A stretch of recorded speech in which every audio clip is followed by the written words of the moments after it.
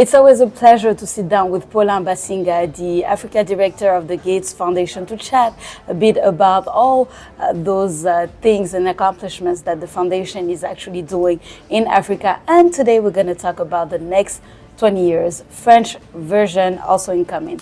Good afternoon, Paul. How are you? I'm very good, thank you. Thank you for having me, Sophie. Yes, it's always a pleasure, and I'm happy to have you here in New York this year again to talk about the Goalkeepers event. So let's talk about it. Yesterday, an amazing show and an amazing theme also. We cannot stop at almost. Why that theme, and how does that resonate with you? No, thank you. Thank you very much for coming to New York and for joining the Goalkeeper event. I agree with you. It was an amazing show, an amazing place where we all came together with, champions and goalkeepers to actually, shape the discussion about under 5 mortality child survival and saying that we can't stop at almost. The theme is all about, under 5 mortality. We know that we're losing now close to 5 million kids every year. And we know why they are dying, and we know that all those causes are preventable. And every time that each of those mortality happen, when you look at the autopsy, you try to understand why the kid died. It's just because either they didn't receive their vaccines on time, either they were not detected to treat, for their infections, or if it's malaria, we didn't treat them, etc. It's just like, we almost saved them, then we didn't. Every time we stop there. So the theme this year is to say we can't stop at almost. We need to go there and really stop kids from dying. So it's really about crossing that finish line, getting in that finish line and actually crossing it and making the best that we can do. Exactly. Exactly. All right, amazing. So the focus right now is the next 20 years. Big announcement from the Gates Foundation, from Bill Gates himself, about shutting down the foundation after the next 20 years. And actually, he commits to spend 912 million to fight malaria and tuberculosis and, help children like he's always have in Africa. So when people hear such a big amount, do they really understand what it means? Like, what does that mean when he says investing $912 million in that for the next 20 years? How does that look for our countries? Yeah, so let me just put it in perspective. So he said back in June when he visited Africa in Addis Ababa at the AU that he's going to spend the rest of his money to actually in the philanthropy, he will invest in the Gates Foundation. And that is almost $200 billion for the next 20 years. Yes. And we're going to have 3 main goals. Number 1 is reducing infant mortality and maternal mortality. Number 2 is to really decrease infectious diseases like polio, HIV, TB. And then number 3 is to drive down poverty, to lift as many people out of poverty and to put them in the path for prosperity. So now the announcement yesterday was the Gates Foundation contribution to the Global Fund. So the Global Fund to fight HIV, TB and malaria. This will support our goal number 2, to really replenish the Global Fund so that the Global Fund has enough money to support countries to buy malaria drugs, to buy mosquito net, to buy HIV treatment, etc. and help countries. So yesterday, the 912 million it over the next 3 years that we'll put into the Global Fund. So we are also advocating for other donors and other countries to also put their contribution so that the Global Fund can actually be replenished and be able to support African countries to continue to drive under 5 mortality down and solve HIV, TB and malaria issues. So thank you for putting that in perspective. It's always it always gives a better understanding in the plan and what's actually going to be done, and the communication is important to understand that. And speaking of communication, do you think that there's a readjustment with the communication of the Gates Foundation? Because we do know that it hasn't been the loudest. It has accomplished a lot through the years, but the communication maybe hasn't been the loudest because it always allows the decision makers of the countries to actually do the communication, actually the one in the front line and helping backstage. But right now, do you feel like there's a need for a readjustment of the communication of the Gates Foundation because of maybe all the beliefs and maybe some of the conspiracy theories that can happen and can occur? There is no like an adjustment of our communication. The motive of the Gates Foundation is clear. It's really to support countries and to work through partners to really, drive underfed mortality down.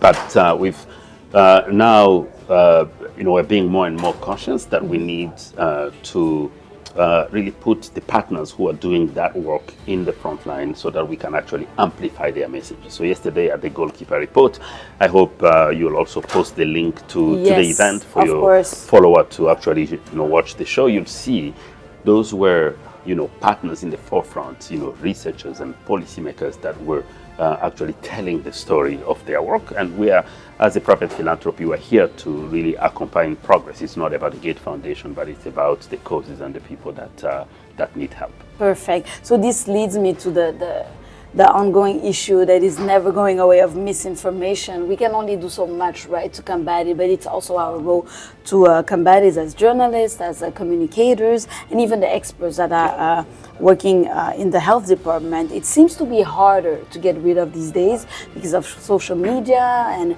everybody has a camera, everybody can spread information without actually fact-checking and doing all the groundwork that journalists are supposed to do. How do you deal with that? And are you a little bit worried about AI and what AI is going to do to the world? Yeah, no, misinformation is a big issue. I don't think I have a solution or anyone has a solution. The only thing we can do is actually to put more content out there that explain things very clearly, and people like you who have followers, etc., explaining, the motive of the work that we do, putting more partners to explain that this is the only thing we can actually do. But for AI, I'm a big user of AI. I think AI will have a huge impact on, increasing productivity. At the foundation, we're also working with a number of countries to establish those AI scaling hubs to really look at ways that Africa can benefit now and leapfrog and use AI to get access to information, the right information, to optimize how we do work, to really drive efficiency and effectiveness, to even drive the cost of doing business down. But at the same time, I'm worried as well because the potential for AI to be used for wrong things is quite high as well, because it can create misinformation very quickly. But we just need to make sure that we come in very early, and then as African, we try to really maximize the benefit of AI. Okay, perfect. So we had a conversation earlier, Paulin, about optimism for Africa, and you are what we would call an optimist when we talk about the evolution of our continent and where we can go and the progress that we can make in different fields such as health, such as economy, and all those great things in the next 20 years. I want to ask and put it on the record, how do you think that our governments can actually achieve that and actually take us to a point where we don't have to always rely on funding, on help from others and those different type of things, especially right now that we know that we are living a crisis in funding and those type of things? Yeah, no, I remain an optimist about Africa. I know especially this year and next few years is going to be challenging because of the macroeconomic situation, the cost of capital, the debt to GDP ratio from many countries is quite very high. We are still seeing the impact of COVID up to now, and also this. At the same time, we are seeing the decrease of official development assistance from many donor countries. But at the same time, we're also seeing more and more African countries coming with strong strategies, with more need to, for them to actually take charge of their own, development, etc. So I'm very optimistic about, the next 10, 15 years, because Africa will be the future of the world. And we need actually to step up and, collaborate more, try to, break those barriers and really work as one Africa continent to really drive impact. Thank you so much. It's always refreshing to have an optimistic perspective of the future of our continent. And as we transition to the French version of our interview, I would like to thank you for your time and all the answers that you gave us. Thank you very much. Thank you.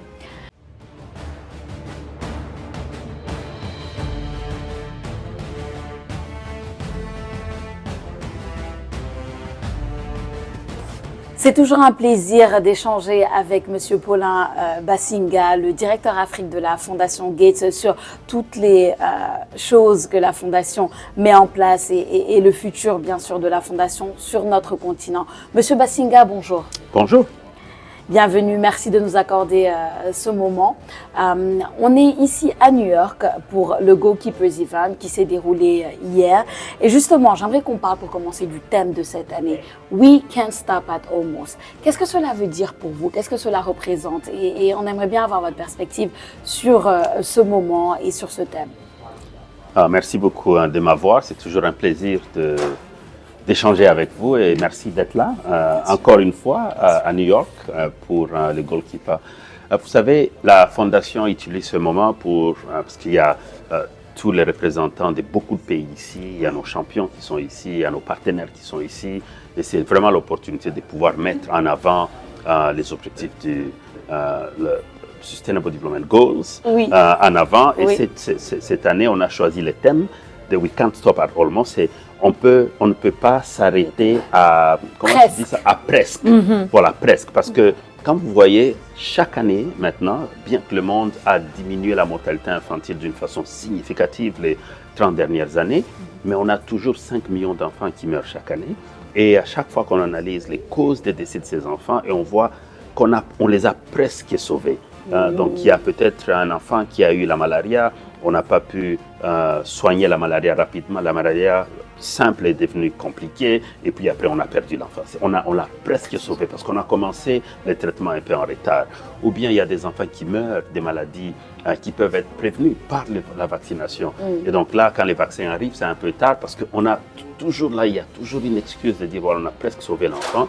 Et donc là maintenant, le thème de ce Goalkeeper, c'était de dire on ne va pas s'arrêter à presque. Il faut vraiment aller jusqu'au bout, sauver les enfants pour vraiment diminuer la mortalité infantile d'une façon significative. Parce que nous avons les solutions et on peut le faire. Parfait, parfait. Alors, la grande annonce qu'on a eue hier, elle vient après l'annonce qu'on sait depuis le mois de juin que la Fondation Gates, après les 20 prochaines années, va clôturer un peu sa mission. Et hier, Monsieur Bill Gates a donc annoncé qu'il allait allouer 912 millions de dollars pour combattre la malaria, la tuberculose et ces maladies-là. À quoi cela ressemble pour nos pays? J'aimerais que vous précisiez un peu plus parce que quand on entend ces grands chiffres, souvent on ne sait pas comment est-ce que ça va se faire sur le terrain. Est-ce que vous pouvez nous en parler? Oui, bien sûr. Vous savez, au mois de juin de cette année, M. Bill Gates a annoncé qu'il va donner tous ses biens ou ses ressources à la Fondation Gates. Ça va être 200 billions, 200 milliards. 200 milliards de dollars à la Fondation pendant les 20 prochaines années. Oui. Et donc là, on a trois objectifs clés. L'un des objectifs, c'est vraiment diminuer la mortalité infantile et maternelle. L'autre, c'est vraiment diminuer l'impact des maladies infectieuses comme la tuberculose, la malaria, le HIV, le Sida. Et donc, ce qu'on fait, nous, c'est travailler avec des partenaires au niveau global et au niveau des pays. Et donc, un des partenaires avec lesquels on travaille depuis très longtemps, c'est le Fonds mondial de lutte contre la tuberculose, la malaria et le HIV. Et donc, ce partenaire-là, basé à Genève, mais il travaille avec tous les pays en Afrique. Et c'est eux qui aident les pays à acheter des médicaments, de façon pour nous, donc de travailler avec le Fonds mondial. Et cette fois-ci, le Fonds mondial était en train de faire le plaidoyer pour que d'autres bailleurs qui financent le Fonds mondial puissent y mettre de l'argent. Et donc ça, hier, c'était l'opportunité pour M. Bill Gates de pouvoir annoncer la contribution de la Fondation Gates en les 3 prochaines années de 912 millions de dollars pour lutter contre la tuberculose, la malaria et le sida. Parfait. Alors, 2 questions rapides pour finir. La première, c'est par rapport un peu aux problèmes constants qu'on a avec la désinformation, surtout actuellement avec les réseaux sociaux, avec l'intelligence artificielle. On a du mal, même si c'est notre rôle, nous, en tant que journalistes, de lutter contre la désinformation. On voit beaucoup de désinformation avec le rôle de la Fondation en Afrique. Comment est-ce que vous voyez ça? Et est-ce que vous êtes un peu stressé par ce que l'intelligence artificielle va faire à notre monde, ou pas du tout? Mais écoutez, la désinformation est un sérieux problème en Afrique. Et donc voilà pourquoi même on discute avec vous. Oui. Vous êtes des influenceurs, vous allez essayer d'amener ces informations correctes, concrètes aux gens. Parce que les gens ont besoin d'informations, ils ont besoin de comprendre le pourquoi. Pourquoi la Fondation travaille en Afrique, qu'est-ce que la Fondation fait, quelles sont les intentions. Et tout ça, ce sont des questions concrètes que les gens posent. Il faut leur donner ces solutions-là. Et donc, on travaille avec nos partenaires, avec le gouvernement pour pouvoir mettre en place des systèmes clairs pour que les gens puissent accéder à l'information. Pour l'intelligence artificielle, je pense qu'il y a une très grande opportunité pour l'Afrique. L'intelligence artificielle, ça va vraiment aider beaucoup de pays en Afrique. Et comme déjà beaucoup de business aux États-Unis, en Europe, partout, les gens utilisent ça pour essayer d'accélérer le progrès, de couper le frais de faire du business et tout. Mais en même temps, il y a un sérieux problème parce qu'avec l'intelligence artificielle, les gens peuvent créer des mauvaises informations et tout. Donc, il faut vraiment être au devant de tout ça et faire partie de ces débats et vraiment que l'Afrique ne soit pas... moi, je ne suis pas du genre de la partie des gens qui ont très peur et qui n'engagent pas avec l'intelligence artificielle. Parce que moi, par exemple, ça m'aide beaucoup dans mon travail. On a déjà intégré même l'intelligence artificielle dans tout ce qu'on fait. D'accord, parfait. Alors, si vous pouvez juste nous toucher 2 mots sur votre optimisme et nous partager, pour terminer, cela, ça peut encourager plus d'un, votre optimisme par rapport au continent africain, au futur du continent africain. Donc, vous savez, le futur du continent africain est meilleur.